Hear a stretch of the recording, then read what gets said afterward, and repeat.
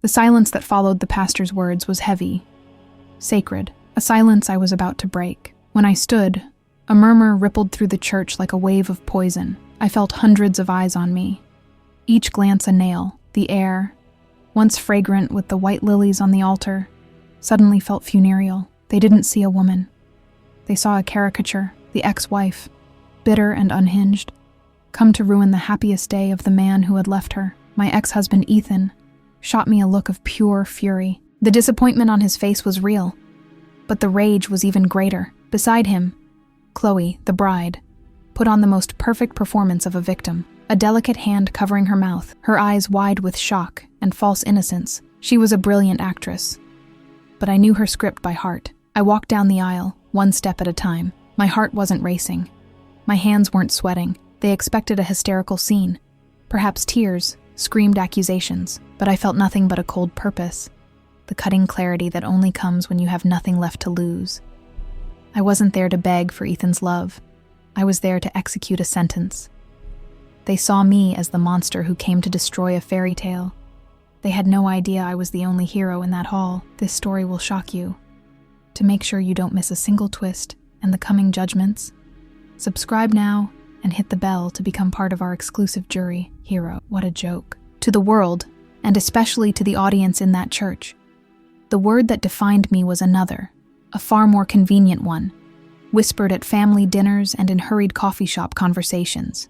The crazy one, the ex-wife who couldn't move on, the bitter shadow haunting Ethan's new happiness. I was the obstacle in his perfect love story with Chloe, the ugly, inconvenient reminder of a past he was trying so hard to rewrite. And Ethan was a master storyteller. He rewrote ours. 15 years of marriage, the house we built from the ground up, the 2 children we raised. Everything was reduced to a footnote in his new biography. He would tell his friends, with that noble, suffering expression of his, that our end was my fault. Eleanor lost her way, he'd say. She became a difficult, negative person, and they all agreed, nodding in solidarity. After all, it was easier to believe in the unbalanced ex-wife than in the man who simply grew tired of the life he had and decided to trade it in for a newer, shinier model. What he didn't tell them was that the difficult person I became was forged in the fire of his neglect. No one knew about the nights I spent holding our feverish children so he could sleep and be rested for his important meeting. No one remembered my architecture degree collecting dust in a drawer so I could manage the logistics of our life, allowing his career to take off without turbulence. I became the silent administrator of his success, the invisible audience for his achievements. I don't deny it. The wear and tear got to me. The loneliness of being a couple left me with a sharp tongue, and exhaustion stole my sweetness. I became an echo of my own frustrations, but I endured it, silently. I was the rock, the strong woman who handled everything without complaint. That was the other persona they gave me, that of the superwoman. They just didn't understand that even the most solid rock, under constant pressure, eventually cracks. And when it cracks, it doesn't make a sound. It causes an earthquake. For years, I was the woman who endured everything in silence. They were about to discover the noise my silence could make, and that noise wasn't for me. I wish it were. It would be a much simpler story if this were all about wounded pride, about the ghost of a love I hadn't gotten over. It would be easy to label and dismiss me.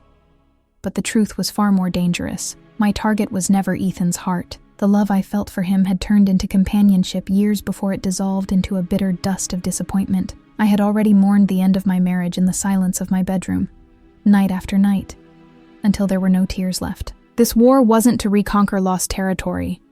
It was to protect my entire world, my children, Leo and Sophie, my compass, the only reason I was still breathing after my world fell apart. All I ever wanted was their safety, the pure, untouchable happiness every mother dreams of for her children, a simple, universal desire. But that desire became a feverish obsession the moment Chloe entered our lives. From the beginning, there was something about her that set off all my alarms. It was nothing obvious, nothing I could point to and say, "See, that's it." It was a collection of minuscule details, almost invisible to the rest of the world. It was the smile she gave my children, a perfectly rehearsed smile that never ever reached her eyes. It was the way her hand held Sophie's shoulder with a subtle firmness, more like possession than affection. It was the gifts she gave, always slightly off, as if she had read a manual on children but had never truly seen mine. I saw the contained impatience in her eyes when Leo, my curious boy, asked too many questions. I saw the veiled contempt when Sophie, my little artist, got paint on her new dress. To Ethan, these were insignificant details. "You're grasping at straws, Eleanor," he'd say, his voice tired, as if he had no more patience for my dramas. "Chloe is wonderful with them. You just don't want to see it." And for a while, I believed him. I forced myself to believe. The weight of his judgment, of our friends, of my own family, was crushing. Was I really the villain they painted me to be? Had the pain of the divorce poisoned my soul to the point where I couldn't see the good in anyone else? I remembered seeing a photo Ethan's sister posted. In it, Chloe was in the kitchen with Sophie, both covered in flour, laughing. An image of pure domestic bliss. My stomach churned. A part of me felt guilt, a pang of shame. Maybe I was wrong. Maybe I should just back down, accept defeat, and allow my children to have the happy family Ethan wanted to build. I tried. I swear to God, I tried. I tried to silence the voice in my head, to crush my intuition under the weight of logic. But a mother's instinct isn't a voice. It's a silent scream that comes from the gut. It was a physical sensation, a chill down my spine that ran through me every time I dropped the kids off with their father, knowing she would be there. I realized that ignoring that feeling wasn't an act of maturity. It was negligence. A betrayal of my most primal duty. My desire to see my children happy transformed into something far more urgent. The absolute need to keep them safe from her. The obstacle was clear. Chloe's flawless image, protected by Ethan's wall of denial. I prayed I was wrong. But a mother's intuition isn't a thought. It's a force of nature. And I understood that to ensure my children's peace, I would have to go to war. It was then that Chloe, feeling untouchable on her pedestal, made her first mistake. She underestimated me. Her mistake wasn't grand. It wasn't a public scandal. It was something small, surgical, almost invisible. And like any predator worth her salt, she chose the most vulnerable target. Chloe's mistake was believing that the cry of a 6-year-old would be too quiet for me to hear. It was a Sunday evening, the melancholy end of the kids' weekend with their dad. The ritual was always the same. I'd pick up Leo and Sophie from the doorstep of Ethan's new house, exchange a few formal sentences with him, and ignore the saccharine presence of Chloe, who always made a point to appear for a farewell kiss. That day, nothing seemed different. Chloe smiled her magazine cover smile. Ethan gave me a tired nod, and the kids got in the car. But the moment I closed the door, I felt a shift in the atmosphere. Leo was chatty, as usual, talking about a soccer game in the park. But Sophie, my Sophie, was silent. She huddled in her car seat, clutching her worn-out stuffed rabbit, her eyes fixed on the window. Her silence was heavy, unnatural. "Is everything okay, sweetie?" I asked, looking at her in the rearview mirror. She just nodded, an almost imperceptible movement. My entire body tensed. When we got home, as I was making dinner, the feeling that something was wrong intensified. Sophie followed me around the house, a silent satellite, never straying more than a few feet away. Bath time was the trigger. When I turned on the faucet, she began to cry. It wasn't a whimper, but a sob of pure, terrifying panic. I swept her into my arms, my heart hammering against my ribs, and carried her to her room. I sat with her on the bed, rocking her trembling little body until the sobs subsided. "What happened, honey? You can tell Mommy anything." And then, in a choked voice, she told me she didn't want to eat her broccoli at dinner on Saturday, and that Chloe, with that smile that never reached her eyes, said she needed to be taught a lesson. She took her to the guest room, the darkest one in the house, and said it was the quiet game room, and she locked her inside. She said the monsters only come out in the dark when they hear the voices of stubborn little girls, Sophie whispered, clinging to me. I was quiet, Mommy. I didn't make a sound. The blood ran cold in my veins. I grabbed my phone, my hands shaking with a fury I had never felt in my life. I dialed Ethan's number. When he answered, there were no pleasantries. I told him what Sophie had said. His reaction was a punch to my gut. First, the tired sigh. Then, the accusation. "Eleanor, for God's sake. Sophie has a wild imagination, you know that. Chloe would never do something like that," I insisted, my voice rising. "She's terrified, Ethan. Your fiancé terrorized our daughter." And then, he said the sentence that sealed his fate and mine. "You know what I think? I think you're putting things in her head to sabotage my wedding. Before I could respond, Chloe's voice came on the line, smooth as silk. "Eleanor, honey, is everything okay?" I heard shouting. "Sophie must have had a nightmare. Poor thing, she must be missing you." The poison in her sweetness was palpable. That performance, that audacity, it was the end. I hung up the phone. The silence of my apartment was deafening. I looked at my daughter, who had finally fallen asleep, her face stained with tears. He didn't believe her. He didn't defend his own child. In that moment, I knew I was fighting this war alone, and I could no longer use the weapons of truth and reason, because my opponent didn't recognize them. If they wanted a story, I needed to find the real one. I opened my laptop, the cold screen illuminating my face. In the silence of the early morning, I typed her full name into the search bar. Chloe Monroe. Not who she was now, but everything she was desperately trying to hide. My late-night search for Chloe Monroe's name didn't reveal any crimes, no definitive proof I could present to a judge. That wasn't what I was looking for. I was looking for cracks.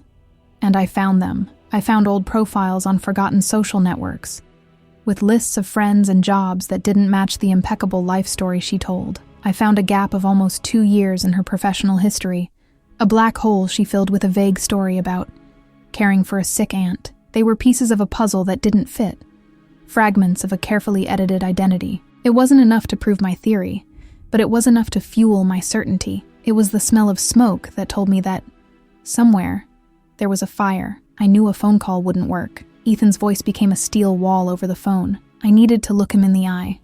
I needed him to see that I wasn't having a breakdown, but making a plea. I arranged to meet him for coffee the next day, in a neutral place, in the middle of the afternoon. A noisy, impersonal place where, I naively believed, we would be forced to remain civil. I brought a thin envelope with me, containing printouts of my findings, proof of my madness. I arrived first, chose a table in the corner, a discreet spot. The smell of roasted coffee and the constant buzz of other people's conversations gave me a false sense of normalcy. When Ethan arrived, his face was already shut down, the defensive posture of a man coming to a battle, not a dialogue. He sat, ordered nothing, and got straight to the point. "You have 5 minutes, Eleanor." His coldness was a weapon. I took a deep breath, trying to maintain the calm I had rehearsed. "Ethan, I'm not here to fight. I'm just worried. I found some things about Chloe, things that don't make sense." I slid the envelope across the table. He opened it with disdain, his eyes scanning the printed pages with insulting speed. I saw a muscle twitch in his jaw. He wasn't reading. He was looking for an opening to attack me. "What is this?" He spat, his voice low and dangerous. "Have you been spying on me? Spying on my fiancé? For God's sake, Eleanor, what is your problem? Have you become a stalker?" Every word was a blow. I tried to argue, pointing to one of the pages. "This city, Ethan. She said she never lived here, but look at this photo. This check-in from Austin." He shoved the papers away, his face red with anger. "You can't stand to see me happy, can you? You can't stand the idea that I've moved on with a wonderful woman, while you're still stuck in this pit of bitterness? You need professional help." And then, the final blow. As if it had been rehearsed, Chloe walked into the coffee shop. Her eyes found ours immediately. She walked to our table, her face a mask of sweet concern. "Honey, is everything okay? Eleanor, what's happening?" She was the personification of innocence caught by surprise. And Ethan, her knight in shining armor, played his part. He shot up from his chair, its legs scraping against the floor with a noise that made a few people turn to look. He pointed a finger at me, his voice now loud enough for everyone to hear. "What's happening, Chloe, is that my ex-wife won't leave us alone. She's stalking us, making up stories, trying to destroy our lives." My blood ran cold. The world around me seemed to shrink, focusing only on that humiliating scene. The curious glances, the whispers. I was being publicly judged and condemned. And then he used his cruelest weapon. He leaned over the table, his face inches from mine, and hissed, so that only I could hear, but with the audience attentive to the drama. "Listen to me. If you don't stop this right now, I swear to God I will go to court and file for full custody of Leo and Sophie. And I will use all of this," he said, tapping the envelope, "to prove that you are an unstable mother and a danger to your own children." That broke me. He was using my love for them as a weapon to silence me. I stood up, speechless. There was nothing left to say. The verdict had been delivered. As I walked to the door, feeling the weight of every stare, I could see the reflection in the glass, Chloe, hugging Ethan, consoling the man she had just helped destroy the mother of his children. I walked out of there, and every step was torture. The heat of shame burned my face. They hadn't just defeated me. They had publicly annihilated me. They had turned me into the crazy woman they always said I was. But as I walked, the fire of humiliation began to transform into something else. It was no longer hot. It was turning to ice. The ice started in my feet, creeping up my legs, paralyzing every muscle. I don't know how I drove home. The route, the streets, the other cars, everything became a meaningless blur, seen through a veil of shock. I entered my apartment and the door clicked shut behind me, echoing in the absolute silence. The house was empty. The kids were still at school. I was completely, terrifyingly alone. I went to the living room but didn't turn on the light. I stood there, in the gloom, as the afternoon sun died outside. I didn't cry. Tears seemed like a luxury, a reaction too simple for the complexity of the annihilation I had just suffered. To cry would mean there was still hope for comfort, a part of me that believed the pain could be washed away, but what I felt was a state of ruin. The humiliation was a poison that couldn't be rinsed out. It settled in the bones. I replayed the scene in my head, over and over. Ethan's face, contorted in a rage I had never seen. His threat, using my own children, the center of my existence, as a weapon to shut me up. And Chloe's look, that look of triumph, of feigned pity, the look of a predator who had just watched her partner take down the prey for her. They had left me no choice. They had backed me into a corner with two doors. One led to silence, to submission, to handing my children over to that woman's influence, to living forever with the fear of what happened behind closed doors. The other door would lead me into the darkness. It would force me to become everything Ethan accused me of being. The cold, calculating, obsessed woman. The villain. Sitting there in the dark, the pain began to recede, and in the vacuum it left, something new began to grow, a rage. But not the hot, explosive rage that leads to screaming and broken plates. It was a cold, silent rage. A lucid fury, the rage of someone who finally understands the rules of a dirty game. I had spent years playing chess, while they were playing poker. I believed in logic, in strategy, in predictable moves. They believed in bluffs, in marked cards, in cheating. I was trying to appeal to the conscience of a man who no longer existed. The Ethan I had built a family with whom I had dreamed of a future. That man would have heard the anguish in my voice, would have protected our children above all else. The man in the coffee shop was a stranger, a puppet in the hands of a skilled ventriloquist, and it was in that moment that the good woman died. The Eleanor who tried to talk things through, who believed in reason, who swallowed her pain to keep the peace. She disintegrated in that coffee shop. The humiliation didn't break her. The humiliation freed her. It freed her from the need to be understood, from the obligation to be fair to those who were unfair to her, from the burden of always doing the right thing. The right thing wouldn't protect my children. The right thing would lead me to lose them. A sharp clarity took hold of me. My goal was no longer to convince Ethan. My goal was to destroy Chloe's credibility so completely, so irrefutably, that he would be forced to see, not for my sake, for theirs. I needed proof that couldn't be dismissed as a wild imagination. I needed facts that couldn't be twisted. I had to unearth whatever Chloe Monroe was hiding and expose it to the light of day. And I would do it. No matter the cost. I would become the detective, the stalker, the crazy one. I would wear every one of his insults like armor. The sun finally set. I stood up in the dark. The pain in my chest hadn't disappeared, but it had transformed. It was my fuel now. The woman who walked into that coffee shop that afternoon, hoping for a shred of decency, was dead. The woman who sat down at her desk that night was someone else, someone who felt nothing anymore but purpose. That night, for the first time in months, I didn't cry. I planned. At this moment, I was completely alone. If my story is touching you, like and share the video, and tell me in the comments which city you're watching from. I promise to reply. The plan born that night wasn't an explosion of revenge. It was a demolition, slow, silent, and structural.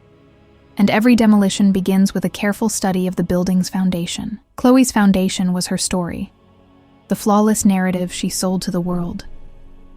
My mission was to find the cracks. My amateur internet searches were like hitting a wall with a hammer. I needed a jackhammer.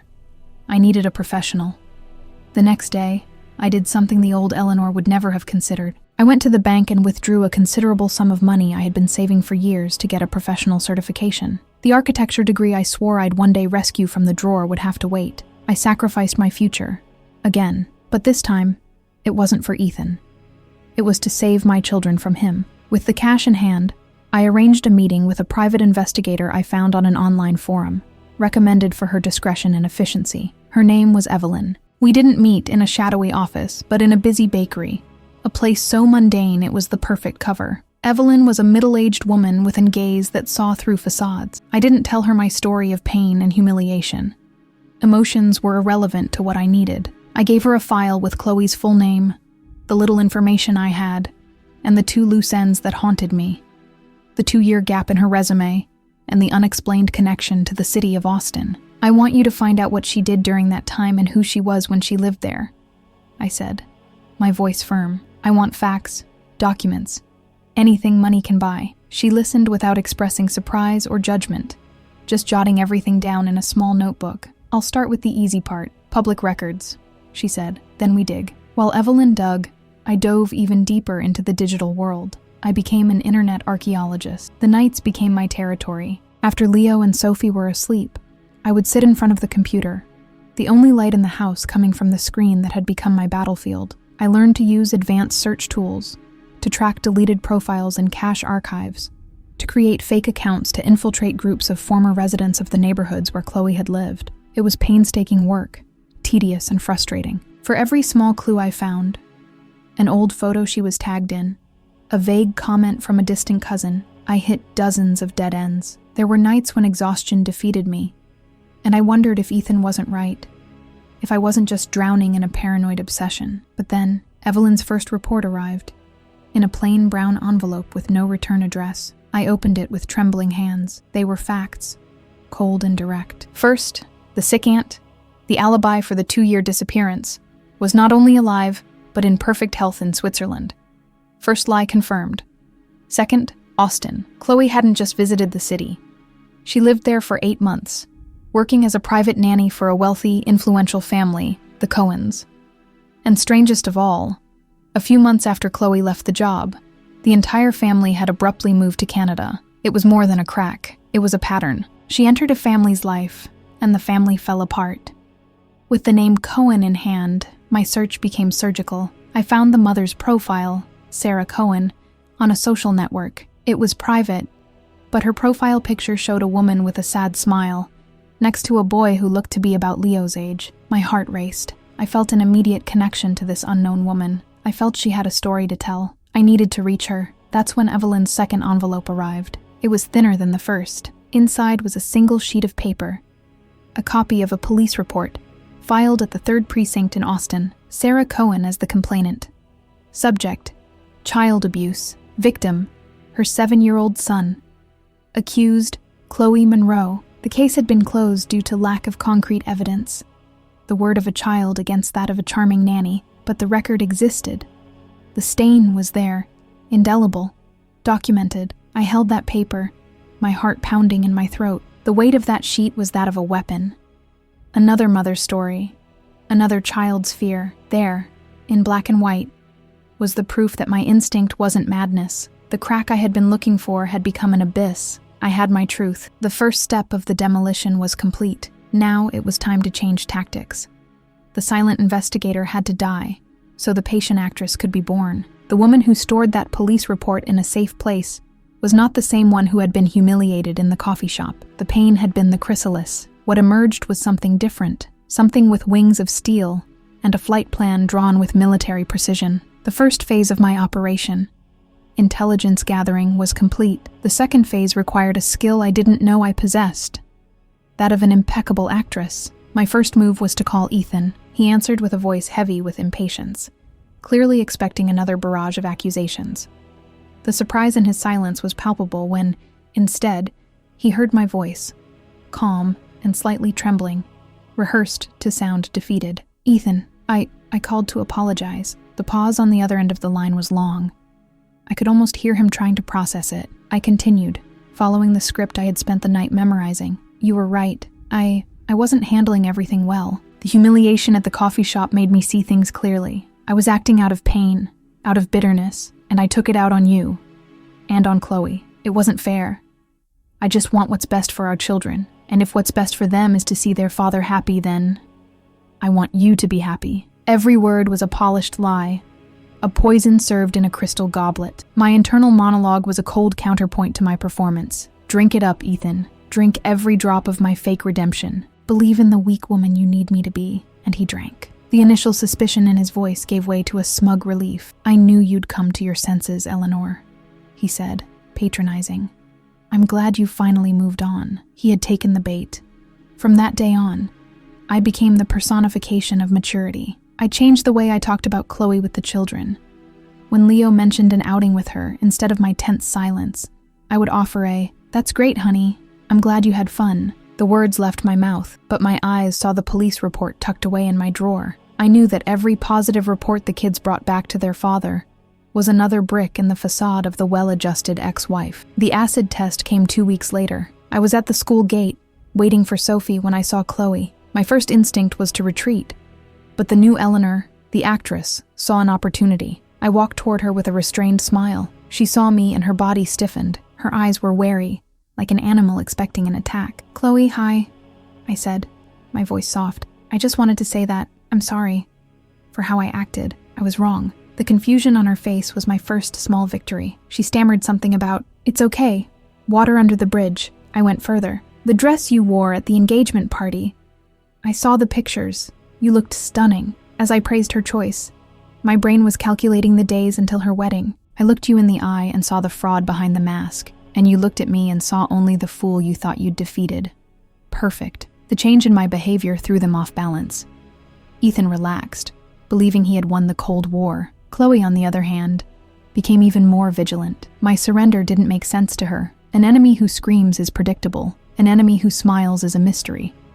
And that made her nervous, exactly as I wanted. The final proof of my capitulation was the wedding invitation. It arrived in the mail, an expensive rectangle of ivory cardstock, with our names calligraphed in gold. The old Eleanor would have torn it into 1,000 pieces. The new Eleanor put it on the fridge, and, a week later, sent back the RSVP. Eleanor Donovan is pleased to confirm her attendance. And to seal the deal, I sent them an early wedding gift, an expensive crystal vase, accompanied by a card that read, "May your happiness be as solid and transparent as this crystal. Warmly, Eleanor." They were completely disarmed. I was no longer a threat. I was the model ex-wife, a polite guest at the celebration of their victory. While they relaxed, I made my final secret move. I had Evelyn find a way to contact Sarah Cohen. The message was from one mother to another, a coded plea. "A woman named Chloe Monroe is about to marry the father of my children. My daughter went through something that reminded me of your story.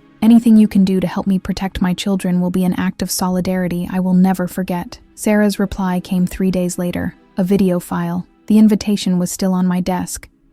1 week until the wedding. 1 week until the end of the performance. They thought my smile was surrender, that my peace was defeat. They had no idea. This wasn't the calm after the storm. It was the terrifying silence before mine. The storm arrived on a Saturday with a perfectly blue sky, the kind of day poets write about, ironic and cruel in its beauty. As I got ready, I didn't feel like a wedding guest. I felt like a general dressing for the final battle. I chose my uniform with care, a sober dress of navy blue silk, elegant but severe. No jewelry, save for a pair of discreet earrings. My hair, pulled back in a tight bun. My makeup, minimal. I wanted no distractions. I wanted that, when the time came, they would see only me and the naked truth I carried. I was not a woman in mourning. I was an instrument of memory. I arrived at the church with calculated punctuality. Not too early to seem eager, not too late to draw attention. I slipped into one of the back pews, a shadow among the guests dressed in pastel tones. The air was heavy with the smell of incense and lilies, the same funereal fragrance I had noticed before. The organ played a soft melody, a soundtrack for the farce about to unfold. I saw familiar faces, friends from a lifetime ago, who now cast me looks of pity and embarrassment. They saw the lonely ex-wife, forced to witness the happiness of the man who had replaced her. I felt their judgments, but they no longer touched me. They were like the buzz of distant insects. Then, the music changed. The bride entered. Chloe was a vision of ethereal perfection. The white dress, the delicate veil, the radiant smile she gave Ethan, who waited for her at the altar. He, in turn, looked like a man who had won the lottery. There was a relief on his face, the expression of someone who had finally gotten what he wanted. Watching that scene didn't cause me pain. It caused me nausea. I saw the wolf in sheep's clothing, walking towards the slaughter of a new family, and I was the only hunter present. The ceremony began. The pastor's words about love, honor, and fidelity tasted like ashes in my mouth. I remained motionless, a statue of patience, my hands resting on the small leather clutch in my lap, where my phone and a white envelope awaited. Time dragged on. Every promise, every vow, was another brick in their castle of lies, and I was there with the dynamite. Finally, the moment came, the phrase that had echoed in my nightmares and in my plans. If anyone present knows any reason why this couple should not be joined in holy matrimony, let them speak now or forever hold their peace. Silence. Dense, heavy, absolute. I let it grow. I let it become uncomfortable, until guests began to shift in their seats. I let Ethan and Chloe exchange a look of relief. They thought they had won. And then, I stood up. The sharp click of my heel on the stone floor was like a gunshot in the church's silence. A collective murmur arose, a shockwave that rippled through the hall. I began my walk down the aisle. It wasn't the desperate walk of a rejected woman. It was the deliberate march of an executioner. The faces of the guests turned towards me, a gallery of astonishment, anger, and morbid curiosity. They wanted a show, and I would give them one. But this time, the script was mine. My eyes never wavered. They were fixed on the altar, on Ethan, whose face shifted from confusion to fury, on Chloe, whose mask of the innocent bride began to show the first, finest cracks of panic. I stopped a few feet from them. The pastor looked at me, bewildered. "Ma'am," I cut him off, but my voice was surprisingly calm. "Pastor, I apologize for the interruption. To all of you, my apologies." I turned to the couple. "Ethan, Chloe, I didn't come here to stop anything." A wave of confusion passed over them. "I just came to deliver a wedding gift, one that, unfortunately, couldn't wait for the reception." From my clutch, I took the clean white envelope. I held it out towards Ethan. "I think this belongs to you. It's the missing part of the story." He hesitated, but the pressure of 200 pairs of eyes forced him to take it. The very instant his fingers touched the paper, a familiar sound was heard. The projector, positioned next to the altar, lit up. The guests' faces turned to the screen. The first image that appeared was not a photo of the happy couple. It was a scanned document, cold and official. A police report, the words Austin Police Department, child abuse, and the names Chloe Monroe and Sarah Cohen were sharp, brutal. A collective gasp, sharp and shocked, cut through the air. Before the murmur could turn into words, the image changed. The screen now showed a woman's face. A tired-looking woman, with dark circles under her eyes, but with an unshakable strength in her gaze. It was Sarah Cohen. She began to speak, her voice filling every corner of the church. "My name is Sarah," she said, her voice thick with emotion. "I don't know the bride or the groom, but I know Chloe Monroe. She was a nanny to my son Daniel a few years ago, and she almost destroyed him." Sarah told her story. The story of a happy boy who became a frightened child, who started to be terrified of the dark, to stutter, to wet the bed. "She didn't hit him." Sarah's voice trembled but didn't break. "She was smarter than that. Her cruelty was quiet. She would lock him in closets and call it a hiding game. She told him that if he told anyone, monsters would get him at night. She told me I was overprotective, that he had a vivid imagination." The camera focused on Sarah's face, and every mother, every father in that hall felt the weight of her words, the word of a scared child against that of a charming woman. Nobody believed me, but I know what she did, and I pray she never gets near another child again. The video ended. The screen went black. The silence that fell over the church was no longer sacred. It was a silence of horror, of exposed truth. No one moved. No one breathed. The perfect love story had just been publicly executed, and I, the executioner, remained in my place, observing the ruin. Checkmate had been called. Now, I just had to wait for the king to fall. The silence that followed the video was a physical entity, a vacuum that sucked all the air, all the sound, all the color from that church. For a moment, the world froze. 200 people became statues, trapped in the exact moment the truth fell upon them like a guillotine. And then, the first sound, a sob, sharp, pathetic. It came from Chloe. The radiant bride mask didn't crack, it disintegrated, revealing the naked face of panic. The color fled from her skin, leaving behind a waxy pallor. Her eyes, once bright, were now pits of terror, darting from side to side, searching for an escape, a denial, an ally. She turned to Ethan, her hands clawing at his arm. "Ethan, honey?" "No." Her voice was a hoarse, desperate whisper. "It's a lie. It's a setup. It's her." A trembling finger covered by a white lace glove rose in my direction. The accusation was weak, a last pathetic bluff in a game she had already lost. The audience didn't move. No one looked at her with compassion. They looked at her with the morbid fascination reserved for disasters, but I wasn't looking at her. My eyes were on Ethan. He was the epicenter of the earthquake. He remained motionless, his gaze lost, the white envelope still in his hand. He stared at the black projector screen, as if he could still see Sarah Cohen's face, as if he could still hear her story, and I knew what was happening in his mind. I knew him better than anyone. I could see the gears of his brain turning furiously, trying to find a flaw in the logic, an escape route from this horrific truth, but there was none. Sarah's story was a mirror of Sophie's. The fear of the dark, the game, the manipulation, his denial. Every word from that unknown woman was an echo of mine. The words he had called crazy, paranoid. I could see in his eyes the exact moment the pieces clicked into place. The moment the image of his daughter, crying in fear in her room, superimposed itself onto the story of that unknown boy. The moment he remembered his own voice on the phone, accusing me of putting ideas into our daughter's head. The arrogance, the blind certainty, the betrayal. Not the betrayal of me, but the betrayal of his own child. He lowered his gaze to the paper in his hand. The police report, an official, cold document. The word of an unknown mother now had the weight of the state. The house of cards that was his certainty collapsed all at once. I saw the tremor start in his hands, a tremor that traveled up his arms and reached his jaw. He finally turned to Chloe, and for the first time, he didn't see her as his bride, his soulmate. He saw her as I saw her, as Sarah Cohen saw her. He saw the predator. He didn't scream. His reaction was much worse.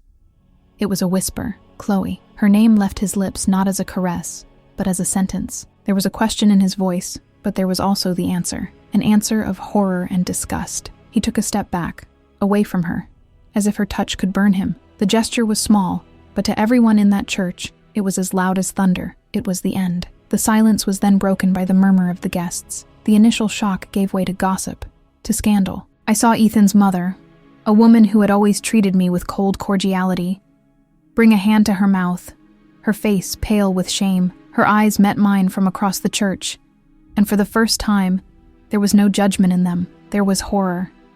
His father, a rigid and proud man, seemed to have aged 10 years in 10 seconds. The dream of the perfect family, of the charming daughter-in-law, was being unraveled before all of society. I felt no joy. There was no triumph in my chest. There was only the desolate emptiness of a war won. The battlefield was covered in wreckage, and one of those wrecks was the father of my children, the man with whom I had shared a life. To see him break like that was the confirmation of my victory, but also a reminder of its cost. My work there was done. The truth no longer needed me to defend it. It now had a life of its own. With the same calm with which I had advanced, I turned and began to walk back down the aisle. The crowd parted for me. No one dared to touch me.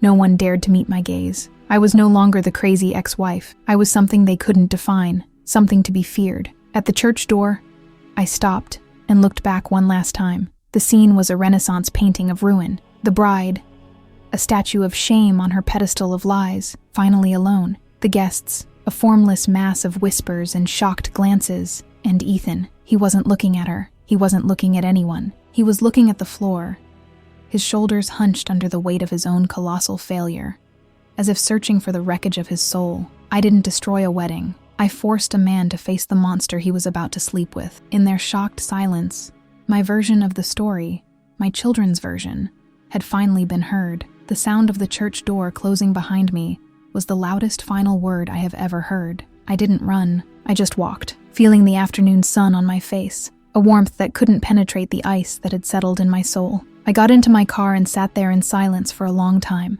my hands on the steering wheel. The world went on. People passed on the sidewalk, laughing, talking, living their normal lives.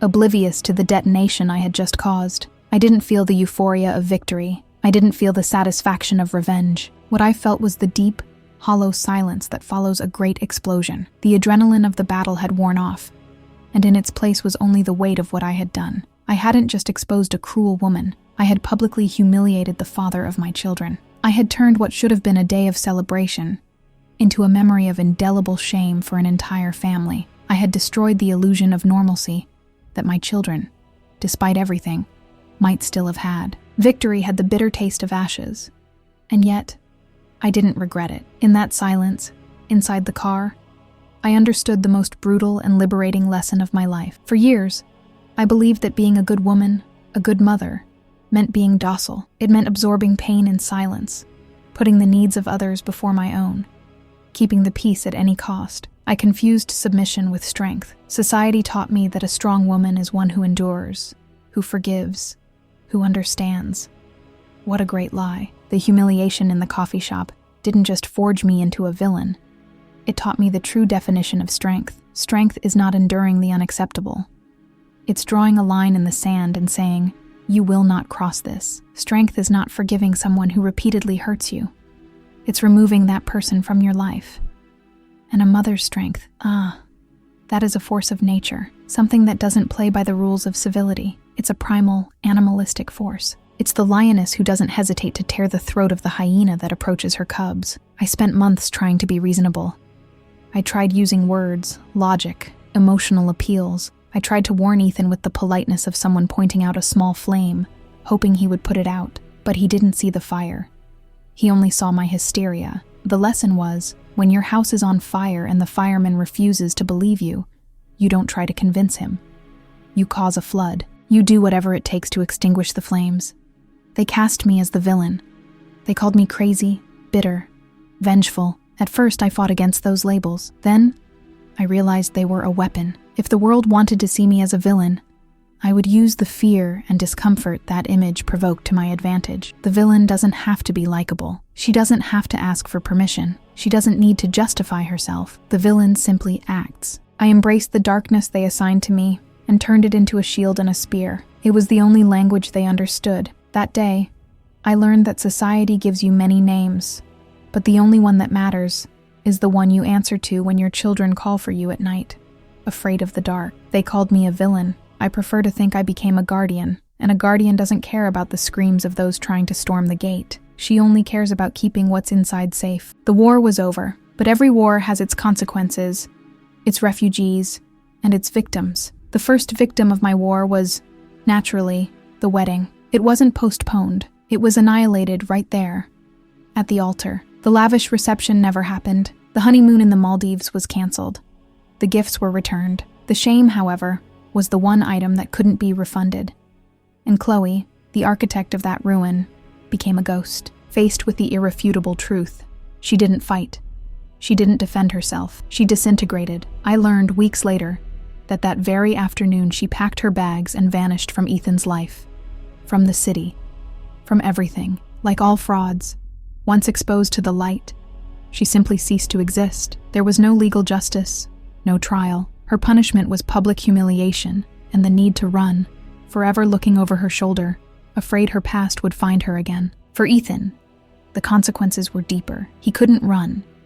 He had to live at the epicenter of the scandal he helped create. He had to face the phone calls, the questions, the pitying looks from his family and friends. He had to face himself in the mirror, the man who was so easily deceived, the father who doubted his own daughter. His fall from his pedestal was brutal. Our relationship, what was left of it, changed forever. We had one conversation, and only one, about a month after the non-wedding. He came to my house, looking older, more tired. He didn't come to accuse, but to understand. He apologized, not for the end of our marriage, but for his blindness, for his deafness. "Why didn't you tell me?"